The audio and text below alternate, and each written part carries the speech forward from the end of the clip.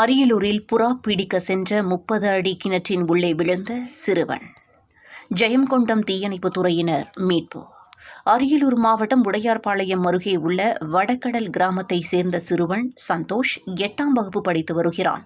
இந்நிலையில் சனிக்கிழமை பள்ளி விடுமுறை நாளை முன்னிட்டு தனது நண்பர்களுடன் அருகில் உள்ள வளவெட்டி குப்பம் விவசாய நிலப்பகுதியில் புறா பிடிக்க சென்றுள்ளார். அப்போது அங்கு உள்ள கிணற்றின் அருகே புறா பிடிக்க சென்ற நிலையில் நீரில்லாத 30 அடி கிணற்றில் தவறி உள்ளே விழுந்துள்ளார்.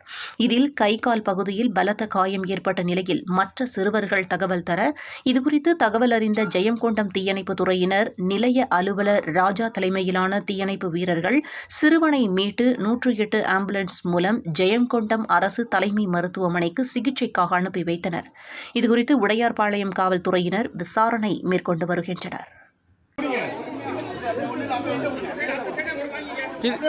ஜித்தின் அப்படியே லூஸ் விட்டுங்க.